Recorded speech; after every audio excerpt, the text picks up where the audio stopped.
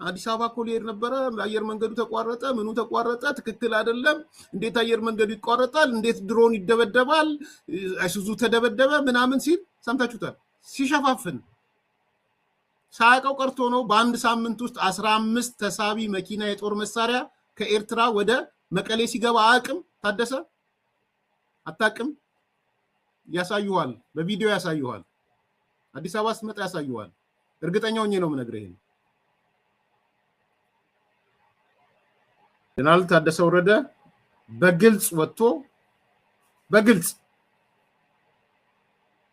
ፋክቶች ስለ ባይዘዌ ማመን ስለፈለገ አይደለም እንዳትሸወዱ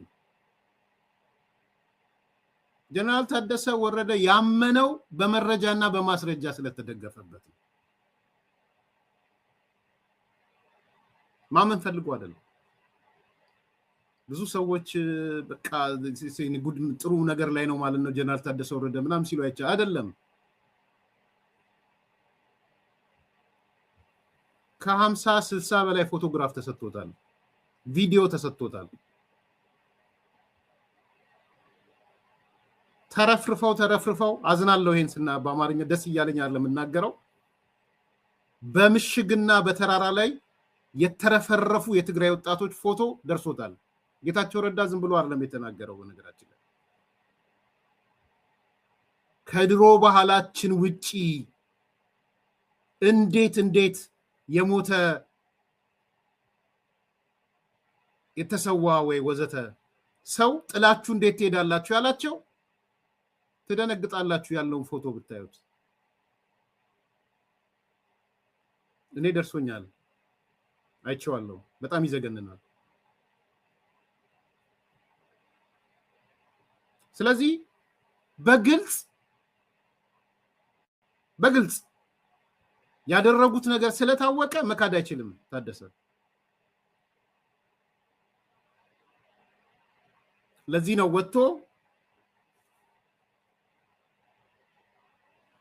ተሻግረው ሄደዋል ተከዜን ተሻግረው ነበር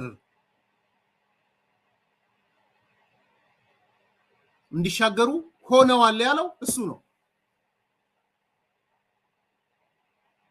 መሻገራቸው ስለሚታይ ነው ዘመኑ በጣም ግልጽ ነው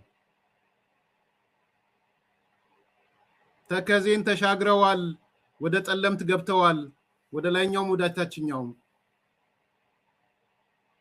የጦርነቱ ለኳሾች እኛ ነን ያለው እሱ ነው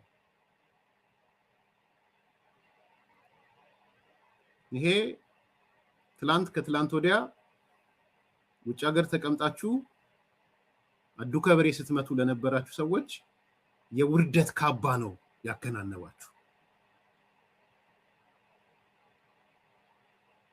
ማን ነው ጦርነቱን የጀመረ የሚል አጀንዳ ከዚህ በኋላ የለም ብለን ተናግረን ነበር እዚሁ መድረክ ላይ እዚሁ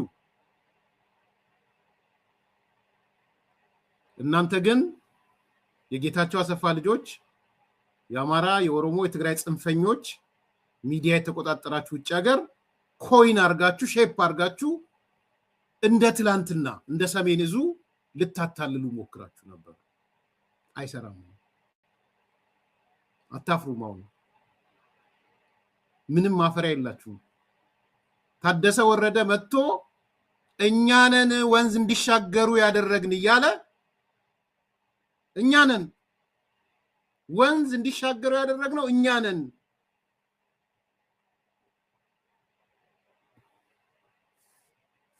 ይያለ መተው ሌላው ያወራል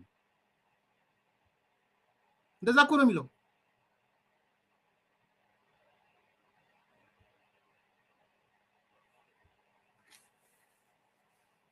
ሌላ ያወራሉ አሁን ዋቸው እኔ እነሱም ቢሆን ይቅርታ በቃ በይፋ ይቅርታ ጠይቄ በተለይ ቴዎፎረም ስም የጠቀስኩት በግልጽ ጦርነት የለኮሰው ምናምን ስላለ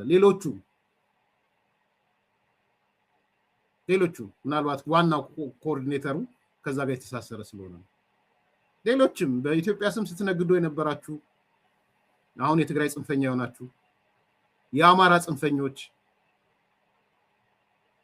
ምንድን ነበር ስትሉ የነበረው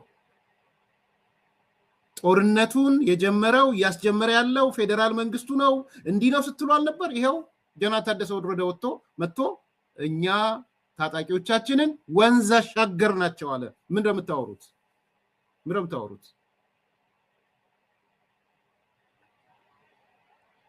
ትንሽ ማፈር የለም? አሁን ማፈር የሚባለው ነገር የለም። አሁን ትግራይ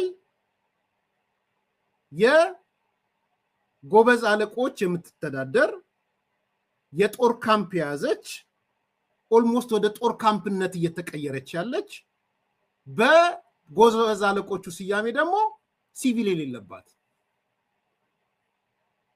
በእነሱ ነው።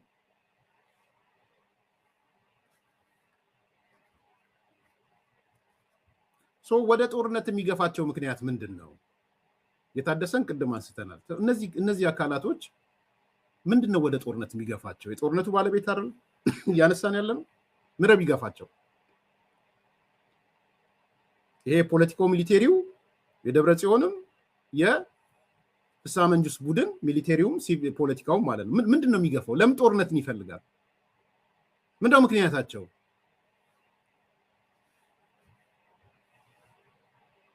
አንደኛ ይሄ ኃይል በትግራይ ህዝብ ዘንድ ቅቡልነት አጥቷል። በጣም በነገራችን ላይ አዲስ ፓራዳይም ውስጥ ነው ያለ ነው። እኔ በዚህ ፍጥነት ከምሬን ነው የምላችሁ፣ በዚህ ፍጥነት በትግራይ ህዝብና በህወሓት መካከል ፍቺ ይካሄዳል ብዬ አስቤም አልሜም አላውቅም።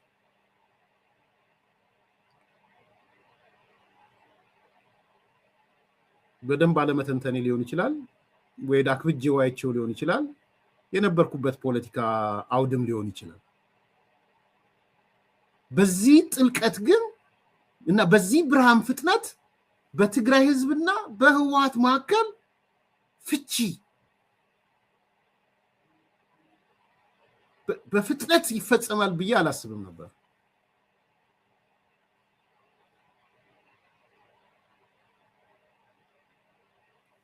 በጣም ከፍተኛ ፍቺ ነው የተፈጸመው።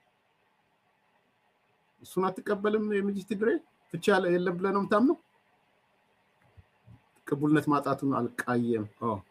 ኦኬ ወይ አማርኛውን አልገባኝም።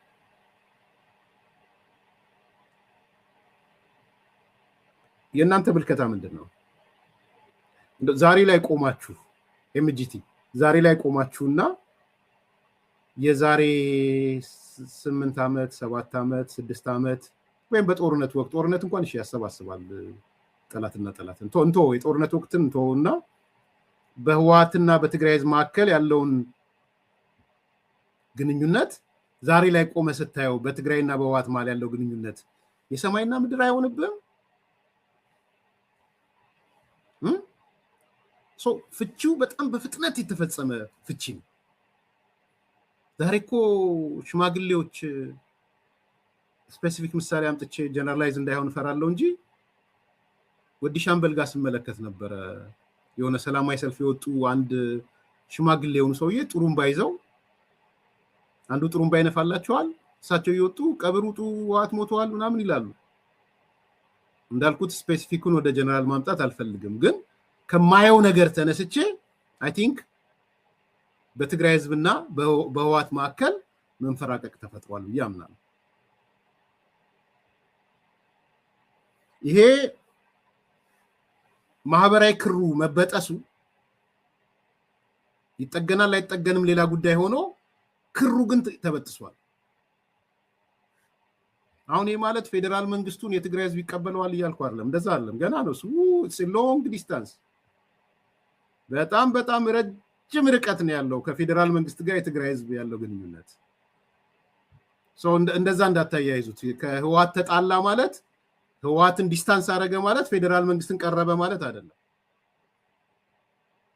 አሁን ገምተው የምንመዝነው በህወሓት አንፃር ስለሆነ በህወሓትና በትግራይ ህዝብ መካከል ዲስታንስ ተፈጥሯል የሚል ግምገማ ነው እያነሳ ያለው። ቅቡልነቱን አጥቷል።